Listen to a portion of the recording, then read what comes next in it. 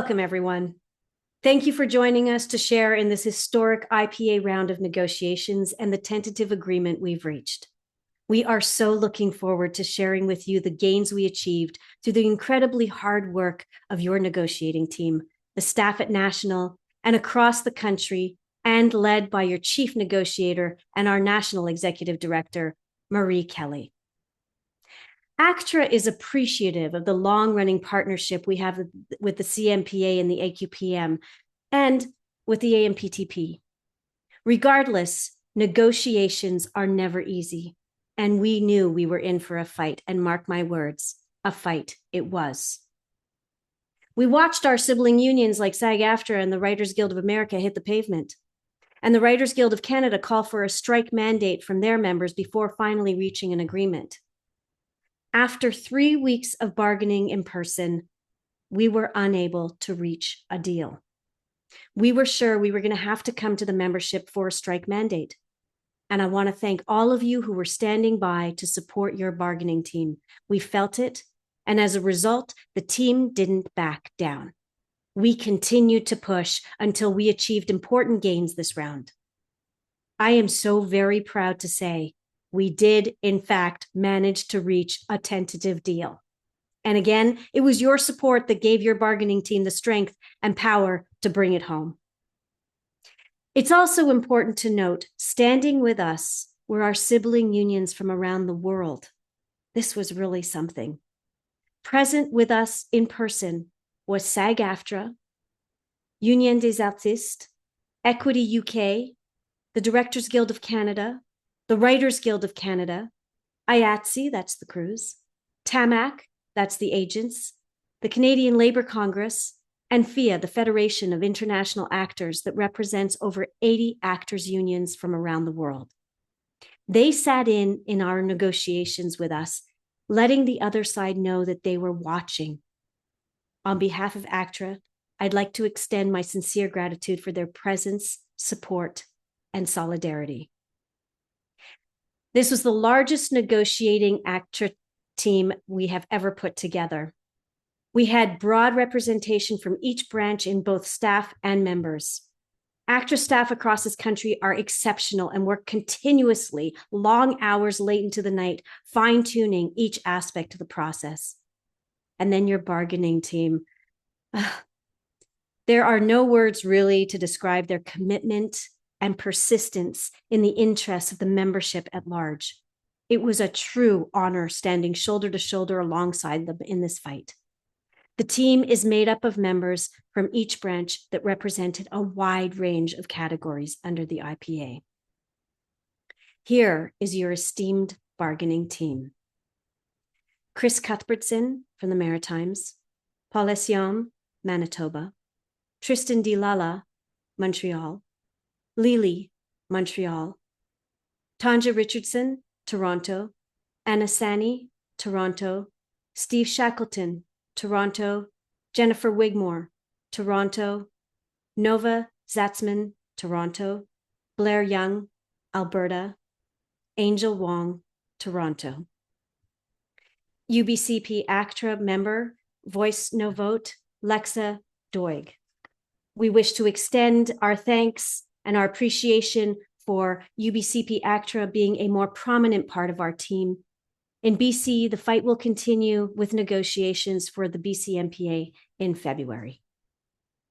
And we have our national officers and executive, myself, Eleanor Noble, National President, Marie Kelly, National Executive Director and Chief Negotiator, Keith Martin Gordy, National Vice President, and Teresa Tova, National Treasurer. And then we had our alternates in case a primary member could not be there. We needed somebody to fill in case we needed a vote. Our alternate members are George Alavisos, Toronto, Sally Bishop, Alberta, Paul Constable, Toronto, Corey Duran, Toronto, John Kounsgan, Ottawa, Simon Peacock, Montreal, Guggan Deep Singh, Toronto, Wendy Smallwood, Newfoundland, Labrador, Jen Viens, Montreal, Angelica Alejandro, Toronto, Jeff Scovell, Toronto. Our voices were heard, and together we stood our ground. Some highlights along the way are We made progress in hair and makeup so that historically marginalized members are treated with respect, dignity, equality, and equitably. We finally have considerations for weekends and statutory holidays when it comes to self-tapes. Stunt coordinators who work the longest hours on set are now finally included in the 11-hour turnaround. We made historic gains for background performers, provisions for minors, discounts in animation. We finally have some important and much needed guardrails surrounding artificial intelligence, setting a foundation that we may now build upon to continue to protect our livelihood. And we achieved a significant monetary increase of which we deserved no less. Your bargaining team and National Council voted unanimously to approve this agreement and encourage you to vote yes. Now, Marie and Alistair will walk you through the proposals in detail. This is a lengthy package, so be prepared that it will take some time to get through it all. Thank you in advance for your patience. I will now hand things over to Marie. Hello, Canada and ACTRA members from coast to coast to coast. This is a small tutorial walking you through the Memorandum of Agreement for our tentative deal for the IPA. I want to first start by thanking our bargaining team, the staff, and the elective leadership for the role that everyone played to achieve this historic tentative agreement. I am confident we left nothing on the table. We fought long into the evenings and started early the next day, with our members bringing passion and determination to every conversation they had and every story they told to bring our bargaining proposals to life. But this kind of deal doesn't happen alone at the bargaining table. It happens because the industry and the producers believe that our bargaining team had the ear and the support of our membership. So ultimately, the power we have in bargaining starts and ends with you. So let's go through the tentative agreement with you. Let's see what the bargaining team was able to achieve. We'll go through the memorandum, and as we do, you'll see that there is language that will be underlined. If the language is underlined in the document, it means it's new language that we have bargained into our collective agreement. If there's a strike through, you will note that that language is being removed. If there's no strike through or underline, it just means that that is the language that currently exists in our collective agreement. So let's start with the term of the tentative agreement. It is a 3-year term that starts as soon as the agreement is ratified by the membership. And what you can see on the screen right now is that we were able to achieve a cash increase for additional background performers of 75 cents in year 1, followed by 50 cents in year 2, and another 50 cents in year 3. The minimum increase for background performers is 7% in year 1, 4% in year 2, and 3.5% in year 3. For all other performers, the general increase is 6% in year 1, 4% in year 2, and 3.5% in year 3. In addition to those fundamental increases to all rates in the collective agreement, we've also been able to negotiate increases to both your health insurance plan and your RSP. So you'll see there in year 2, the industry, the producers will provide an additional 0.5% increase to insurance contributions. And in year 3, an additional 0.5% or 0.5% increase to retirement contributions. This makes the package valued at 13.5% increase for performers over 3 years, plus the additional 1% into your insurance and benefit plans, and 14.5% for background performers with the additional 1% into your insurance and retirement plans. So this fundamentally is a historic deal, providing us with increases that are unheard of in this day and age. So let's move on to the equal opportunity policy. We engaged in a lot of discussion about the treatment of performers generally at the bargaining table. We wanted to ensure that we embedded the concept of accommodation in our equal opportunity policy, and you'll see there that we did so. This will help us to ensure that producers are aware of and comply with their duty to accommodate disabled performers on our sets. Moving on to onset obligations. Again, we talked a lot at the bargaining table about the additional work that's been downloaded onto performers without any additional remuneration or thought about how it impacts your ability to do your job effectively. One of the proposals we achieved stops producers from requiring you to translate any scripted material into English or from one language to another, so performers can focus where their attention should be, and that's on your performance. Next, it's permits under our preferential engagement language. With inflation, the cost of living has risen on so many different things that we have to purchase or buy. Yet we notice here our permits for foreign workers hasn't increased in some time. So you'll see here now the permit goes up from $225 to $260 for the first week of a recorded performance for foreign performers. On to failure to meet payroll obligations. Sadly, we hear too often about engagers not paying our members in a timely manner. So we had a lot of discussions with the producers on this one. And I can tell you, in speaking with other performer unions around the globe, they have shared with us that they have similar problems with some of their producers.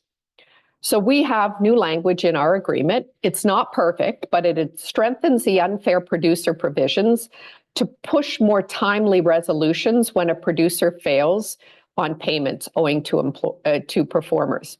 So we, ACTRA, will now be permitted reasonable access to examine relevant records and gather information for enforcement purposes. And now there's a stiffer penalty in subsection E, where their obligation to post future bonds for 4 years, and bonds means they have to put up some money so that we can actually access the bond for non-payment. So they will have to post future bonds for 4 years if they don't fix the harm within 60 days. That's an important new provision for us. Turnaround time. Well, if you're a stunt coordinator, you know this one well. This one here was a really passionate fight that our members had at the bargaining table. We understood that when it comes to stunt coordinators, they're the one classification that doesn't have the 11-hour turnaround time. We had been trying in successive rounds of negotiations to get stunt coordinators the same turnaround time as the rest of the performers. You know, it's valuable that we have stunt coordinators who are rested, who can go home, who can be with their family. Remember, they're the individuals responsible for your health and safety on set. We need them to be healthy and safe and not tired when they're doing their work. I'm proud to tell you that your bargaining team was able to achieve turnaround language, bringing in stunt coordinators for the first time into the language of 11-hour turnaround. Next topic is hair and makeup. I will talk more about the fight for hair and makeup later on in this presentation, but in this section here, our new language states where significant changes to hairstyles are required, the producer is responsible for changing and maintaining that hairstyle or paying for the reasonable approved third-party costs. And most importantly, if your hair is damaged as a result, they must restore your hairstyle in consultation with you. The requirement to restore your hair is groundbreaking and another way in which we are leading here in Canada on this issue. Keeping with the topic of hair and makeup, our fight for equal access to hair and makeup necessitates an initial consultation with you so that the hair and makeup department knows your needs. Our new language ensures that where production is providing hair and makeup, they must provide it to all performers, excluding background performers, which I will talk about later, because we didn't leave them behind. The opportunity for a meaningful consultation must happen with the hair and makeup department prior to commencing work. This is not work time. This pre-production conversation allows the hair and makeup department to be prepared to work with all performers and to have the appropriate products and equipment for your type of hair and your skin tones. I will talk later about the breakthrough language on background performers, but for now, let's move on to regular wardrobe. We are acutely aware that our rates for wardrobe compensation haven't gone up in a very long time. For regular wardrobe compensation, we achieved a 50% increase from $20 to $30 per week per change in excess of 2. And for formal and specialty wardrobe, we achieved a 43% increase, going from $35 to $50 per costume per week. Moving on to A1704 and your per diems for meals. This hasn't changed since 1999. This round, we were able to negotiate an immediate increase of $5 to your per diem, which will go from $65 to $70, and a further $5 increase from $70 to $75 on January 1st, 2027, for an accumulated increase of 15.4% over the term of the tentative agreement. Moving on to A1705. Under the CRA rules, Canada Revenue Agency rules, per diem amounts are not tax deductible, so long as they meet the requirements of CRA, which we do. And under CRA, there is no requirement to provide receipts. As a result, we removed the language that required you to provide receipts in order to get your per diem. The CMPA also acknowledged that per diems must be paid in advance. Moving on to A1706. This is about pickup locations. And we had heard too often from performers that they were having safety issues with pickup locations. So now we have stronger language that requires the pickup locations to be well lit and believed to be reasonably safe. On to dressing rooms. As discussed earlier, we wanted to ensure that accessibility and accommodation of disabled performers was addressed in this round of bargaining. While we didn't gain everything we wanted, we made it clear that facilities provided by a producer shall accommodate performers as required by applicable human rights legislation. That's important. It's always great to be able to embed human rights legislation into your collective agreement. We have a new provision on lactation. Again, we heard that some performers who were lactating were being required to do so on set in an area that wasn't suitable or private. So if we have new language that requires producers to make best efforts to provide performers suitable and private space for lactating or pumping. If you're a choreographer or a vocal or dialogue coach, you'll be interested in these changes. We were able to achieve a 25% increase to the minimum rates for the choreographer compensation, and we fixed the language for vocal and dialogue coaches, ensuring that their rates, like all performer rates, are not set in stone, but are minimum rates that are subject to negotiations by you or your agent. On to the issue of auditions. The new digital world has created a number of challenges, particularly as it relates to the security and handling of your data. This new language is one way we are putting fences around your work to ensure it is safeguarded for its intended purposes. We have added language that provides for the destruction of your audition data once it's served its purposes. Moving on to the issue of nudity and contracts and controls on post-production handling of nudity. When your role requires nudity, you have a rider with very specific terms regarding what is and isn't contracted. There was a gap with post-production editors and supervisors who may not be aware of the terms and conditions of your particular contract. This new language places the onus on the producer rather than the performer to ensure the terms and conditions of the contract are complied with in post-production. Again, staying with the topic of nudity, this time in rehearsal and performance photos.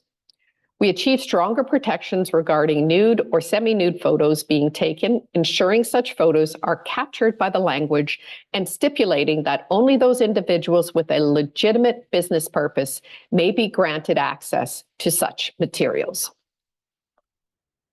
Next, we move on to nude scenes and intimacy coordinators. Frankly, we were really hopeful this round that we would bring intimacy coordinators into our collective agreement as a new classification. We were unable to do so, but we did gain some good language on the work they do. We did achieve language that now requires them to make best efforts, and that's a high standard, to engage an intimacy coordinator for scenes involving nudity or sex acts, and to consider any request by a performer to engage an intimacy coordinator in other scenes. Moving on to conditions of engagement and minor protections. As we all know, it's extremely unusual for minors to be working at any workplace. We are one of the few exceptions to the prohibition on child labor. So we know how important it is to our union and our minor performers that we have good language to protect them. In this round, we have achieved several increases to the protections for minors. The language you see here increases the notice period for night shoots from 36 to 48 hours to allow parents and guardians to make necessary arrangements for their children. Moving on to presence of the parent, it's another important minor protection.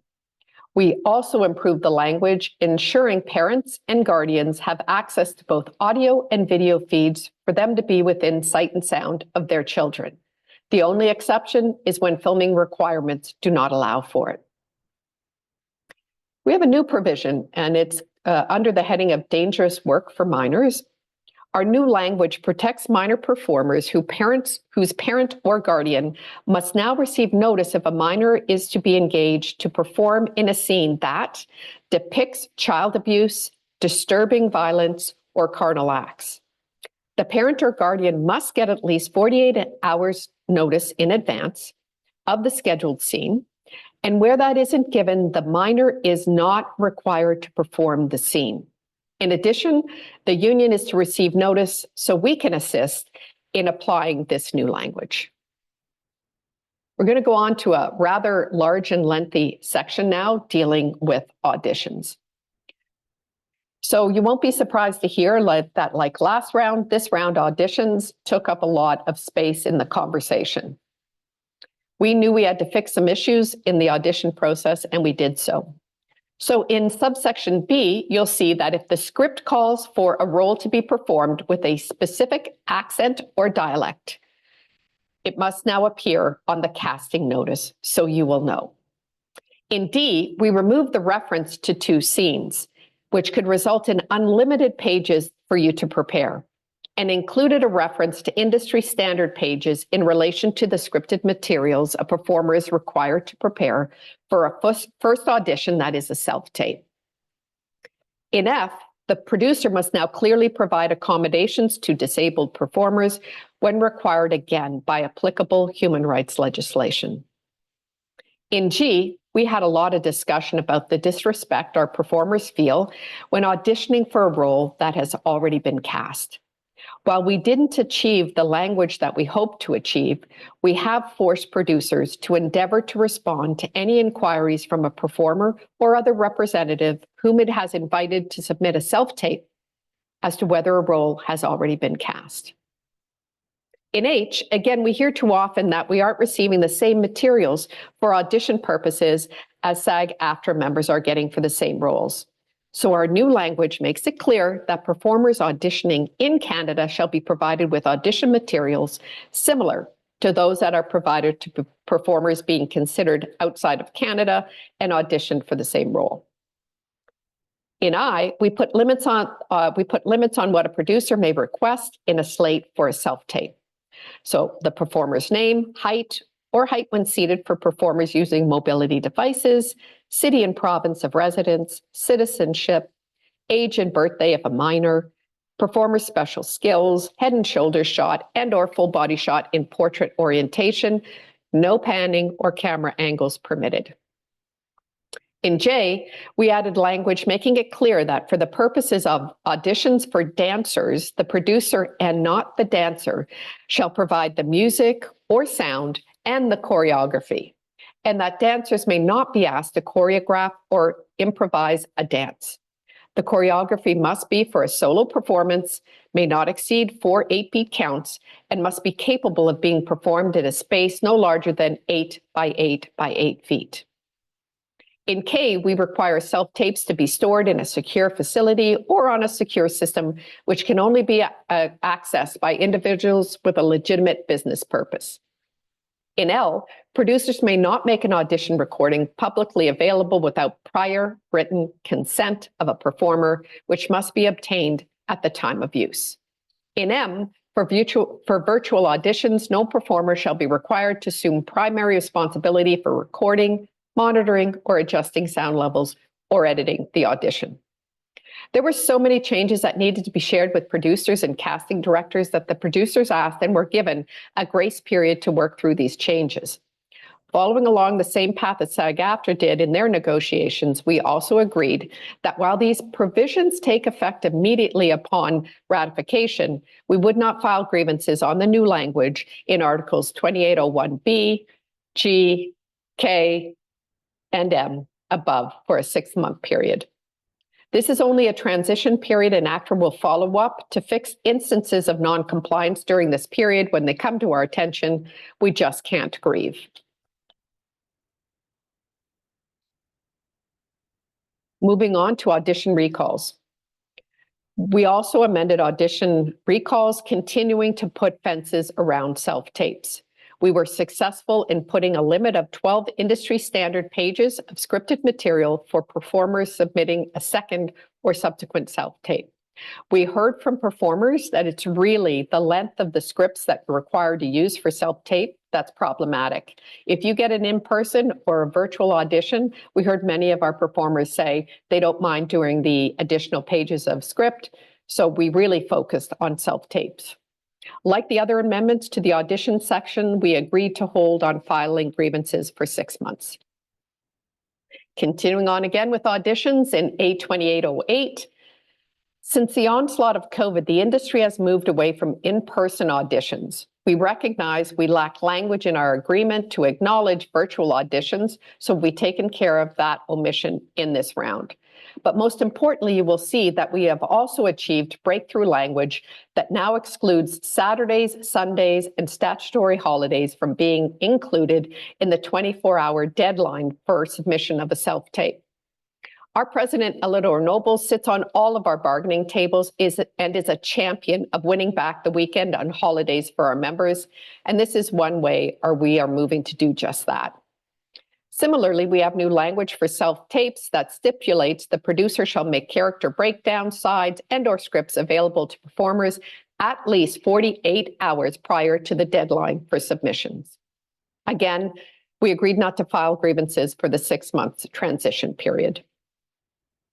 Reporting errors. This one here is a good one. It may not look like a lot because it's a deletion from our collective agreement, but it really is an important deletion. Previously, if you were paid incorrectly and didn't realize it within 30 days, you lost your right to seek the underpayment. We've taken that out because no matter when you find an error, if you've not been paid, that money's owed to you, and we must be able to enforce that to the full extent of the law. Contributions. Contributions are an important component of providing health and retirement benefits to ACTRA members. Like everything else, inflation has increased the cost of benefits, and we need to ensure that our plans continue to stay healthy. As a result, we were able to increase the maximum contribution amounts for insurance and retirement from 3 to 4% in year 2 of this agreement. This helps with our health and retirement plans with AFBS. These maximum contributions will no longer be tied to engagement contracts that exceed $100,000. Switching now to the important issue of residuals. Residuals were high on the list of priorities for our members. We needed to modernize our language to reflect the increased value of new media as a mode of consumption for our productions. Our original language was negotiated several years ago when new media was emerging and its value was unknown to us all. Today, we understand that it is quickly moving to being a primary form of consumption for our productions. It no longer makes sense to have high-budget SVODs under the new media option 1, which gives them 1 year of use. As a result, we successfully reduced the use period from 1 year to 6 months, so performers start sharing in the DGR, which is the distributor's gross revenue, sooner. Later, we'll go over the increases to new media tiers in Article E106, where you will see Tier B moves from $10,967 to $11,735. And we're working with the CMPA on corresponding changes. Keeping with residuals, we'll now go to B501. Residuals was really the hardest battle we fought and the hardest area to make gains. While we didn't get all that we wanted, we did achieve significant fences on the advanced model. The data we have shows that the advanced model is a key contributor to reducing our residuals. So we have now limited access to the advanced option so that it is unavailable to foreign service productions who are doing series. This omits the productions that reduce the residual payments the most. This means there are more opportunities for performers to share in the commercial success of future series. Moving on to B507 and sticking on the topic of residuals, this time we tackled the aggregate advance calculation, which is part of the advance option 1 that I just went through. We achieved a reduction in the advance multiplier from 20 units to 12 units. This reduction of the multiplier unit means that the maximum allowable advance from individual performers is lower, reducing the overall size of the actual aggregate advance. What does this mean for you? It provides opportunities for performers to participate in the commercial success of productions sooner. Now moving on to the topic of background performers and booking. The change you see on the screen relates to our background performers and ensures that they know whether the work is inside or outside so that they can properly prepare for the weather. Staying again with our background performers and moving on to the issue of wardrobe compensation. For background performers required to provide more than one change of clothing in the same session, we were able to increase the payment from $5 to $10 and increase the payment from $35 to $50 per change per week for background performers required to provide formal or specialty wardrobe. On to a really important issue for our background performers, and that's the background count in C501. Each round, we try to increase the background performer count so more of our background performers work at the higher level of pay. This round, we achieved increases to the background count in a number of areas. We moved from 23 to 24 for any production in Toronto or Montreal, excluding feature films with budgets over $35 million, which remains at 28. Moving from 17 to 18 for purely Canadian dramatic content in Toronto, Montreal, and Vancouver, and from 13 to 16 for any production outside Toronto, Montreal, or Vancouver. We had a disagreement, believe it or not, on the definition of Toronto, and as a result, we accomplished a whole new background count of 17 ACTRA members for outside of Toronto, which is now for any production that is in Sudbury, Sault Ste. Marie, Parry Sound, or North Bay. Moving on to animation. Those of you who do animation work, you will understand the impact of this important gain. It is really difficult when we have discounts in our collective agreement to remove them in collective bargaining. And we were able to do so for our animation performers. Our animation performers on the bargaining team were instrumental in achieving a significant reduction in the discounts to animation performers, and I want to thank them for their creativity and their determination. To eliminate a discount in our agreement is monumentally hard, but as I said, we did so. As of January 1st, 2026, which is a little less than a year from now, so it's not this year, but next year, which is the second year of our tentative agreement, when an animation performer is asked to work on 2 productions in one session, there's no longer any discount whatsoever for that work. At the same time, if you are asked to work on 3 productions or more in one session, the discount is being decreased from 30 to 20%. So that are huge gains for our animation performers. In the Memorandum of Agreement before you, you'll see that there is a section on AI, which comes next. Alistair has a separate tape from mine, in which he goes through the AI provisions. I'm now going to discuss Appendix 12 and 43 of our collective agreement, but let me first explain that at the back of our collective agreement, you may notice that we have both LOUs, or letters of understanding, and appendices.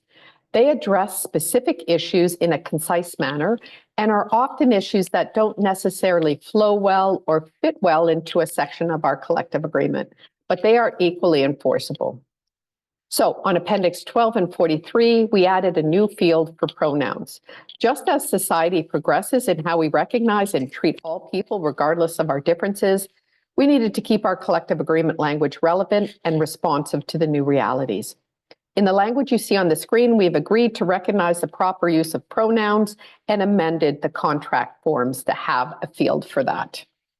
Moving on to our LOU on working conditions and the addition of smoke.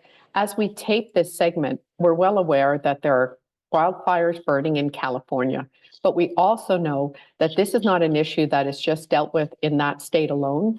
We have dealt with the conditions of smoke on our sets, particularly in the Western provinces and sometimes in Northern Ontario in the last few years. To address the issue, we now have new language that requires producers to take appropriate measures where the air is affected by wildfire smoke. Now we're going to move on to hair and makeup. And as I said earlier, this was a monumental battle of our union. And if you're not aware, 3 years ago, we filed a grievance on the industry's failure to provide equal treatment to performers with textured hair and non-white skin complexions and facial structures. We were able to reach a settlement at arbitration that gave us 5 days of pre-bargaining with the CMPA and AQPM to deal exclusively with this issue. So this past summer, we asked several of our activist members who had been leading the charge on this issue to join a bargaining team on hair and makeup.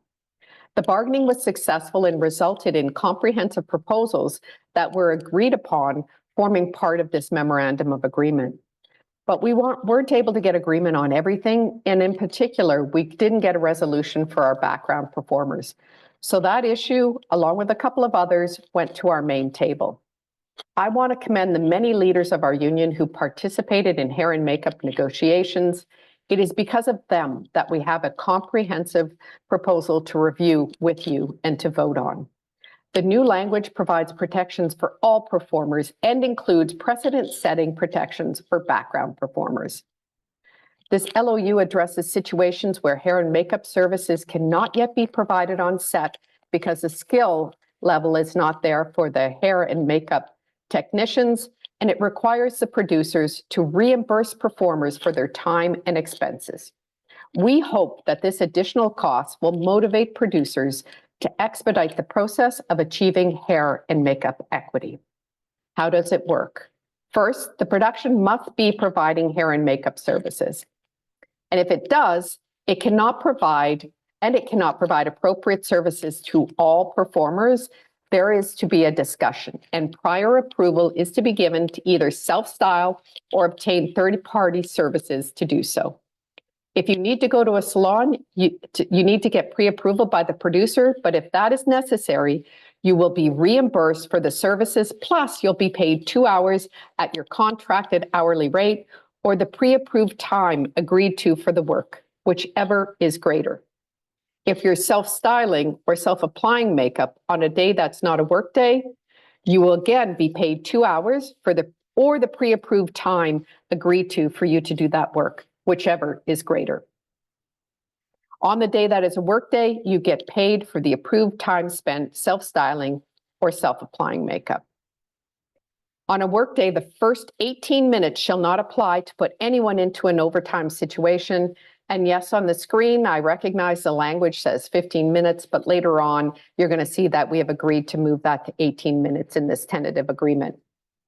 And in the last year of this 3-year agreement, the parties will meet to review the success of these provisions. So we recognize that this is an ongoing issue that we have to continue to monitor. Now let's talk about background performers and their hair and makeup. I'm proud to tell you that if this tentative agreement goes through, ACTRA will be the only union that has been able to accomplish protections for hairstyling of background performers. An important protection because we hear far too many stories of abuse, whether microaggressions or full-blown inappropriate and aggressive attacks on their appearance. A producer before booking can request the performer's photo showing their current hairstyle and color. This current photo is not a headshot. It could be a selfie with your cell phone. However, once the photo is given, a background performer cannot change the current hairstyle, color, or cut after the time of booking without the consent of the producer. If a producer requests changes to the background performer's natural hair texture or hairstyle that will take more than 30 minutes, either self-styling or by a third-party service, to achieve, the producer must cover all pre-approved expenses for that change. Background performers will be compensated on a workday for their time spent, and on a non-work day, they shall be paid the approved time spent on styling or a minimum 2 hours at their contracted hourly rate, whichever is greater. While the language is not perfect, it's important and it's groundbreaking, and we hope it will drive necessary change. Let's go back to the topic of minors, and let's discuss our letter of understanding on the health and safety of them. We have established a new committee to discuss the health and safety of minors on set, and importantly, to issue any interpretive or advisory bulletins to the industry. Circling back to the issue of accessibility and a new committee. Because we were not able to achieve all that we wanted on this issue, we agreed to continue the dialogue during the life of this agreement through a new committee that is set out in this letter of understanding. I want to thank George for leading our team on this issue and for being such a brave and strong advocate. On to credits. Credits was another topic of discussion and is the subject of a new letter of understanding. With the changing digital landscape, ensuring that you get the credits you deserve has become much more difficult. So we added a new letter of understanding requiring producers to make reasonable efforts to get a performer proper credits on IMDb. On to the issue of performers who take long flights and are asked to go directly to set. We've required that the CMPA and AQPM send out a bulletin reminding producers that when performers travel for long periods, they should be mindful in scheduling performers' work as they may need time to rest upon arrival. The next section of the MOA is housekeeping, and I don't plan to go through that in detail because it doesn't impact the rights and obligations in the agreement. They're really merely errors or typos we've caught this round and that we are fixing. But I do want to point, however, that Appendix XX, which is our hair and makeup bulletin that was jointly issued by ACTRA, the CMPA, and AQPM in December of 2021, is now included as an appendix to the IPA, but that is for reference only. Okay, folks, so that is all of the proposals that were part of the ACTRA package that we succeeded in getting. I now want to talk about the proposals that the producers put across the table that are part of this tentative agreement as well. So let's start with risk performance. We added the word reasonably into the definition of risk performance. We don't see this as a major concession because we believe a reasonableness test would have been applied by an arbitrator anyway. On to the series definition. The producers brought forward language that changes the definition of a series, and we had many conversations on this topic. Both parties recognized that the language was outdated. The language change is shown with a strike through and is the end part of the intro sentence, removing the words to be presented in a regular pattern. Back to hair and makeup. In our collective agreement, many additional payments, like overtime, are typically made in 6-minute increments. And so the producers wanted to bring the hair and makeup provisions into line with the 6-minute increments, thus adding 3 additional minutes to the 15-minute period during which hair and makeup doesn't put a performer into an overtime situation. After the 18 minutes, excess time is part of the 8-hour day. This is what I talked about earlier in the presentation. We saw this as more than a fair trade-off for the gains that we made in hair and makeup. Over to pre-production, rehearsal, and reading sessions. The producers want the ability to use pre-production rehearsal and reading sessions for promo purposes and sought to change the language that prohibits their use. We only agreed after we inserted language that requires at least 24 hours prior notice to you, so you can be prepared and know that it's going to happen. Your prior consent, so it only happens if you agree, and appropriate compensation to you. On to the issue of promo fees. This was another contentious issue raised by the producers. We didn't want to give on this, but it was something the producers wanted, and we were facing the reality that the rate for background performers was preventing background performers from getting this kind of work. The producers were upset about what they considered the unintended consequences of the language, which provides significant increases to background performers when it was structured as a lesser amount for all other performers. In agreeing to this language, we hope to see more background get work in promos. Back to animation. Producers were determined to fix what they see as a problem in calculating overtime for animation work. The fact that overtime was only in 1 hour chunks did not give them the flexibility they sought to get additional work done. As a result, they wanted to revert to the 6-minute increments that are in other parts of our agreement. We recognize that overtime was not really occurring as producers had to pay an additional hour. We also valued this proposal up against the removal of the discounts we talked about earlier and felt that this was a good trade to make. Now with the 6-minute increments in D103, 105, 107, and 108, this will hopefully result in some overtime payments for performers who do animation work. Let's move on to productions made for new media minimum fees. Just as we seek to deal with inflation by increasing our wages in each round of negotiations, the producers seek to adjust their budget levels to reflect from their perspective the increasing cost of production. As we often do in some round of negotiations, we agreed to increase the budget levels for the new media minimum fees. It's a 7% increase in each tier. Moving on to fact-based lifestyle and reality productions. The producers also came with a proposal to remove the budget levels set out in the fact-based lifestyle reality production language. The reality is we have very little work in this field, and we agreed to this change with the goal of capturing more of this work that we don't have for our members right now. But our agreement to their proposal was given only on the basis that the producers had to agree to reduce the number at which they must hire ACTRA performers when it's a recurring individual who plays an integral role in the production.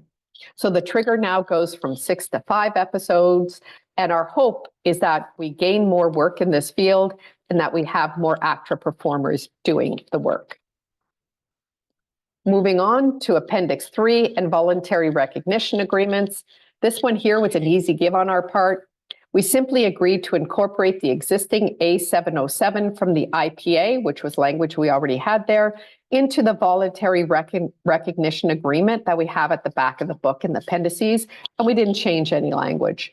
This means ACTRA will no longer need to chase down producers to complete a form, which has been simplified into a checkbox.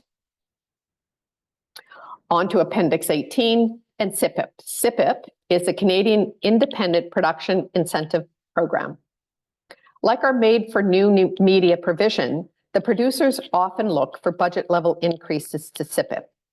They sought increases that frankly we weren't prepared to give, and we had many back and forth discussions on this proposal. It appeared the producers heard our concern about amending the budget levels for MOWs because we told them we believe they already have appropriate savings in that category.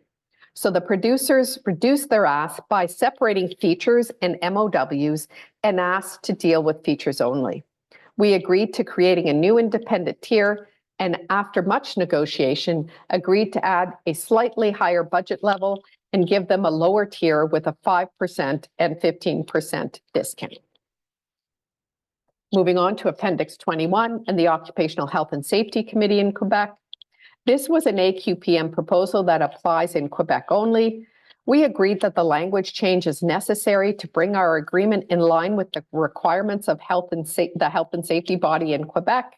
This is a legislative requirement that both parties agree to without any concerns at all. Moving on to our LOU on Indigenous productions, the producers came to us with a proposal on Indigenous productions, and through discussion, we believe that the best approach was to establish a new committee to continue focused dialogue that ensures we have the appropriate representation at the table and the necessary time to address this important issue. The letter creating that committee is on the screen. Moving on to the definition of Toronto. Again, we had a lot of back and forth debate on the definition of Toronto. Clarity was needed to ensure a mutual understanding of how our collective agreement works and to avoid unnecessary disputes and arbitration. As you can guess, the producers had a much more limited definition of the scope of Toronto, and we had a much broader one. We achieved wording that defines Toronto as the regions of Durham, Halton, Peel, and York. This definition is relevant to Articles A3701 and C501 of the agreement, which deal with background performer counts and ensures the background numbers for Toronto are broader than the actual city limits of TO. Moving on to A3701, CMPA admin fees. Another proposal that was easy for us to give is this one. It's on the screen right now. The CMPA wanted to ensure that it alone sets the fees that producers pay to it as their representative organization. We believe they had this right already, so it wasn't difficult for us to agree to it. The rest of the language is the MOA standard language that ensures signatures can be affixed in a non-in-person way, and that corresponding changes that are missed will be made to ensure the deals that have been agreed to are realized. So that's the package your bargaining team achieved this round. As you heard, we came in with very aggressive and a dense package of proposals, knowing our members' expectations were high and your needs were varied and important. ACTRA presented 56 proposals and was successful in achieving language for 38 of them. That is frankly unprecedented. Many of the proposals are industry-setting and important in a variety of ways. Added to the significant monetary gains we made in rates, we also achieved increases to your RSP and benefits, improvements to residuals, AI protections, turnaround time for stunt coordinators, more fences around auditions, reduction and elimination of animation discounts, increases to background counts, increased minors protections, hair and makeup gains, and so much more. It's a deal I'm personally proud of, and that is being recommended unanimously by both your bargaining team and the ACTRA National Council. Now it's up to you, our members, to decide. Thank you. Now over to Alistair Hepburn, who's going to take you through our new AI provisions. Hey everyone, I'm Alistair Hepburn. I'm the Executive Director of ACTRA Toronto. I'm going to walk you through a couple of other sections of the new tentative agreement, and those both have to do with artificial intelligence. So on your screen, you can see Article G, Part G of the new agreement, and this is for animation productions with a theatrical use, which means those that are movies, like Paw Patrol the movie as an example, and live action productions. Those live action productions can be TV series, movies of the week, digital series, anything that has on-camera performers. So first and foremost, we should talk about what can now be done. We have some new digital replica definitions. First and foremost is the engagement-based digital replica. We will refer to that as the EBDR, engagement-based digital replica. The engagement-based digital replica is a replica of the voice or likeness of a performer and is digitally created when a performer is engaged on the production. So they have to have actually worked on the production. The performer must physically participate in the creation of this EBDR. Then the purpose of this EBDR is to allow the production to show the performer in scenes that the performer may not have actually performed in, or they've performed in and they need to do some work and move them around. A good example of this is that you are in the front seat of the car and they realize that they actually needed you to be in the back seat of the car, so they can use this digital replica of you to place you into the back seat of the car. And then we also have an independently created digital replica. We will call those the ICDRs. That is a digitally created asset that is intended to look and sound like a real performer, a known performer, you. Recognizable is the word that we will use.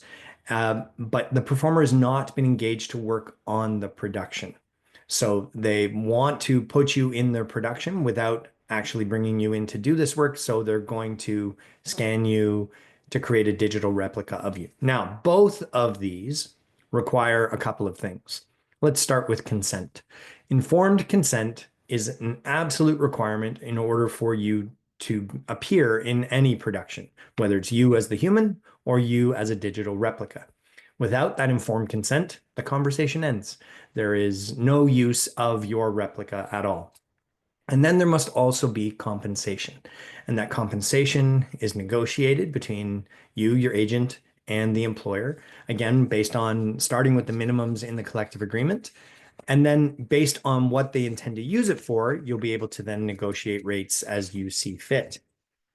So the things that you're going to have to do here, you must receive notification no less than 48 hours in advance of the services being required to create the digital replica. So they want to scan you, 48 hours notice must be given. You must be asked for your informed and explicit consent so that you know what it is that you are doing, and it must be signed. So it's not just a text message saying, this is what we're going to do. Are you okay with this? This is some form of contract. Now, it could be a digital signature for sure, but it must be signed by you.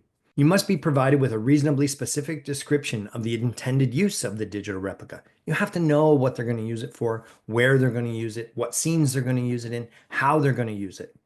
And then you must be aware that the consent granted will continue past your death. Now, this is a negotiable item, and you have the ability to say yes or no to this, but just go into it with your eyes wide open so that you understand what it is you are agreeing to. So we can see here the services for creation of the engagement-based digital replica, the things I just talked about, the 48 hours time being given. And then we talk about what that compensation looks like. So all the time that is spent by a performer to create the EBDR, the engagement-based digital replica, on the same day that you are working is considered your work time. So you're there, you're shooting a couple scenes, they take you away, you do some scans, you come back again, you've been informed of what those scans are, and you have consented to those scans, and you've for the use of those scans in the go forward. That's considered your work time. If they bring you in on a day where you're not already working, then they're going to pay you for that time as well. So you will be paid and compensated for that time. And the producer must obtain consent and bargain for the use of that EBDR before you agree to it, right? You have to know what it is it's being used for. You have to agree to it. You have to agree to the compensation. A producer must also obtain consent and bargain for use of the independently created digital replica of a performer prior to its use. So before they can use it, again, they have to talk to you. They have to get agreement in writing. You have to agree to what it can be used for and how much you're being compensated for it. So the use of engagement-based digital replica in the production for which the performer was engaged, again, you're going to see the word consent appear a lot. Consent required must include reasonably specific description of the intended use. Ensure that you have all of the information before you agree to any of the work. For the EBDRs, if they are going to use you on a day that doesn't then require you to be there. So let's say you are filming episode 1 and 2. There's some sort of, they're doing block shooting. You're filming episode 1 and 2, but they do need your EBDR to appear in episode 3. But they're not going to bring you in for it. You've agreed to it. You've consented. You understand what it is. You've negotiated your fee. They then must pay you based on the number of days that you would have worked that you're not actually working. So again, this is something that will need to be discussed between your agent, yourself, and the employer, but it will then allow you to negotiate how many days pay you're being paid for. So all of this compensation, you'll see the producer will make a good faith effort to estimate the number of production days without regard to scheduling considerations, utilizing objective criteria. Objective criteria is a good term for us. It's not subjective, it's objective. So if we know that this type of scene typically takes 2 days to film, then it would be 2 days worth of pay. All of this, again, needs to be negotiated, needs to be agreed to before they proceed. So use other than in the production for which the performer was engaged. So a producer may not use a performer's EBDR in connection with a production other than the one for which the performer was engaged in, or in any other field or medium without, again, obtaining the performer's consent and bargaining separately for the use. Again, we talk about how that consent must be delivered. It must be clear, must be conspicuous, and include a reasonably specific description of the intended use. Again, don't sign if you're not being provided with that information. Again, an example of this would be they're doing a trilogy of films. You're in number 1 and number 2, and they need you for a brief appearance in number 3. Maybe they're going to de-age you because it takes place in a previous timeline, something like that. Then they have the ability to do this, again, if you've consented and if you've agreed on a compensation model for it. The ICDR, again, is slightly different because they're doing this without bringing you in to do any sort of scanning of you. Maybe they've taken pictures of you. Maybe you've agreed to go into a third party to be scanned, something like that. But again, cannot be used without your consent and without compensation coming to you. This does continue again after death. Use continues after death unless you specifically negotiate that out. Digital alterations is very similar to the work that they do with the EBDRs. It's maybe they need to move something on you, maybe they need to move an arm, but it allows them to digitally alter the work that you've provided, but consent is required. So the producer must obtain the consent of the performer to digitally alter the performer's performance in photography or soundtrack previously recorded by the performer. Again, nothing happens without your agreement on that.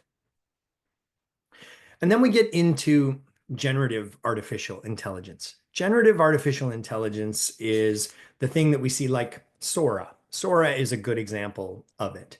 Midjourney, DALL-E 2, these are all types of GAI platforms. And they have the ability to create synthetic performers. So this is not a performer that is recognizable. It is not you. It is a new creation out of whole cloth. And they do have the ability to negotiate in the use of synthetic performers. But again, there's a bunch of criteria that it must meet. Synthetic performer is a digitally created asset that is intended to create or does create the clear impression that the asset is a natural performer. That means a regular performer who is not recognizable as any identifiable natural performer. So meaning it's not actually a real person. So it doesn't look like me. No one would look at it and say, hey, that looks just like Alistair, therefore we can use it. That's not the case. If it looks like me, suddenly we're back into the digital creation, the digital replica, not a synthetic performer. It can't be voiced by a natural person and is not, again, not a digital replica as defined above. And no engagement arrangement for the production exists with a natural performer. You can substitute the word natural for human here in the role being portrayed by the asset. Now, again, one thing that is different from the SAG agreement is our definition of performer. The ACTRA definition of performer actually speaks about it being a person. And that is not the case in other collective agreements. So we are very fortunate that we do have language in our collective agreement that specifically refers to a performer as being a person. The parties have both acknowledged the importance of human performance in productions. And for those reasons, the producer agrees to give ACTRA notice and an opportunity to bargain in good faith over appropriate consideration. So what does that mean? It means that ACTRA and each individual branch, through their councils, is going to have the conversation of what this looks like. What does the use of synthetic characters and synthetic performers actually look like? What does this mean? What is compensation, and where does that compensation go? If it is allowed, and again, big if it is allowed, where do the funds that are paid in go? This is ACTRA's firm belief is we would much rather have human performers do this work, actual members do this work, than have any synthetic characters created. But if a producer does wish to create one, we will engage in a conversation with them. And through the local council, which is again elected representatives, elected by you, the membership, we will have those discussions to decide how we best proceed forward. One of the other interesting things that we got in this collective agreement is creation of background performer digital replicas. Now, the background performer digital replica is very much the same as it is with the principal performer and actor, the EBDRs. But a producer must notify a background performer no less than 48 hours in advance of the time of the background services. Background performer services are required to create the background performer digital replica, the BPDR, or at the time of booking if the background performer is booked less than 48 hours in advance, because we do know that that does happen. You must consent. Again, it must be in writing. It must be very clear consent. Informed consent is what we were talking about, and you must sign off on it. When a background performer does provide those services, and again, you have the absolute ability to say no to providing those services. That is a choice that you and you alone can make. But when a background performer does provide those services for the purposes of creating a BPDR on the same day that you work, just like you currently do with scanning for tiling, things like that, it's considered part of your work time. Again, they can't use it unless you've given consent. And if they do use it, they're going to compensate you for that use. The producer is going to do everything they can to schedule the services for purposes of creating the BPDR on a day when you are also working. But if they aren't able to schedule it and you do go in, you will be compensated for that time as well. And that's payable at 1 day's pay. Now, what about how can they use a background performer digital replica? So they can use it in connection with a production for which the background performer was engaged. So you have to have worked on the show before they can use it. The producer must obtain the background performer's consent. You're going to keep hearing me say this consent word over and over and over again. And again, that you must sign off on that consent. It must be clear, conspicuous, and include that specific description of the intended use. Any consent that the background performer grants, just like the principal performer, continues beyond the background performer's death, unless explicitly limited otherwise. Again, something you have the ability to say no to and negotiate out of your contract. If the producer uses a BPDR in the role of a principal actor or actor, so if they put you into a scene and they suddenly give you dialogue that you didn't provide, then of course, just like the regular collective agreement, an upgrade here would apply. Now, what about use in a production that you didn't work in? So a producer may not use a background performer's digital replica in connection with a production other than the one for which the background performer was engaged or in any other field or medium without obtaining the background performer's consent and bargaining separately for the use. Again, consent, very, very important. Make sure you read your contracts. Make sure you read all those pieces of paper that are put in front of you. It's very, very important, and that you need to sign off on those specific pages. Consent, again, must be clear and conspicuous, must be obtained prior to use, and again, continues beyond death. So again, if they want to use you you're there for episode 1 and 2, and it's a fun background character that they want to continue for, let's say, 1 or 2 days or 3 days in episode 3, but they don't want to bring you in for it, they can negotiate with you to do that, but they would still have to pay you for that time. And again, much like with the principal performer, they have to use their best efforts to show how many days you would have worked and pay you for those days. So you're still getting compensated for the work. There's no difference in the compensation factor here. G304 is quite important for background performers. Digital replication of background performers will not be used in lieu of hiring background performers necessary to fulfill the applicable number of background performers under Article C5. So that's the minimum background counts. Again, this is not tiling. Tiling continues to exist. Tiling continues to be part of the work that is already done under the collective agreement. This is not that. This is specifically about creating new digital replicas and not just a sort of photographic repeat of you. This is a digital replica that they have the ability to control, as opposed to tiling, which is you've done the motions, you've done the actions, and now they're just repeating them in multiples in behind you. With a digital replica, of course, they are able to do digital alteration, again, with consent, unless it is something like we need to move the hand from this position to this position, as an example. They wouldn't need to seek your consent to do that. Anything that alters the performance, puts you into a different scenario, must be obtained. The consent must be obtained before they can actually do that. And again, if their lip or facial movements are digitally altered to make it appear that you are speaking lines and dialogue is included, then you get the upgrade again. One of the other parts that I whizzed by is some new language that we also got that SAG-AFTRA did not get in regards to nudity and the use of nudity with digital replicas, where that's allowed, where that's not allowed, and specifically in minors, how it is not allowed whatsoever. So new improved language that doesn't exist in the SAG-AFTRA agreement is in our agreement in Part G. Part H, very, very much the same, except this is specifically for animation television shows, essentially. So animation productions other than those that have the theatrical declared use. So everywhere else where animation is used, this section applies. Same as we talked about before, the engagement-based digital replica and independently created digital replica, except this is all focused on voice.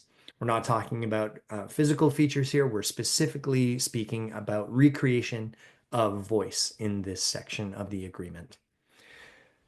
They must pay you. They must give you 48 hours notice. They must seek your consent, and they cannot proceed without all of those things. The engagement-based digital replica, again, when they can use it in a show in which you are already engaged to work with your consent and with compensation to you as the performer. For the to be able to use that in a production for which the animation performer was not engaged, then again, consent must happen, a very specific description of what they intend the voice to do, what it's going to say, all of those sorts of really important things for a performer. You need to know what it is your character is now doing. They have to provide that to you, and you have to agree, and then you have to agree to a financial compensation for that. As with the on-camera performers, voice continues beyond death unless it is explicitly otherwise stated in the contract. So again, something for you, your family, your estate, your agent to discuss about whether you're willing to give that or whether that is something you wish to hold back. There is also the independently created digital replica. The ICDR is where a voice performer can record their voice with a third party, and they can then license that voice to productions as they see fit. But again, with consent, with compensation that must be given. It's not something where you're just selling it one time and they can use it however they like. It is every single use requires new consent and new compensation. They do have the ability to digitally alter the voice, again, with your consent. And again, that is something that you can agree to or not based on the information that you receive. And you must receive that information in advance of any sort of use before you sign off on it. Generative artificial intelligence. So this is synthetic voices created through GAI. Again, we're already hearing this sort of thing exist right now. But this is one that you can see some examples, OpenAI, some 11 Labs, Murph AI, Respeecher, Speechify. All of these services provide synthetic voices. And producers now have the right to, if they wish, use a synthetic voice, but only if they have the conversation with ACTRA and the negotiation with ACTRA. As we talked about with the on-camera performers, that will only be allowed if the local branch wants to proceed with that, and then monies that are taken in for that, again, only if the local branch is going to agree to that, and the local branch is led by members, elected members. Where that money will be put will be up to that individual local branch to make decisions on. There's a lot to read here in these two sections. I would encourage you to do that. I would encourage you to ask questions of your local branch. And again, this is a leveled playing field now for all of North America. So SAG-AFTRA performers and ACTRA performers will now be treated the exact same way when it comes to how their image is used with artificial intelligence through engagement-based digital replicas, independently created digital replicas, and then the use of any synthetic characters if that is allowable. I hope this has been helpful to you in some way, shape, or form. Again, please reach out to your local branch if you have any other questions. We would be more than happy to speak with you, and we would be more than happy to ensure you have all of the answers that you need. Thanks very much.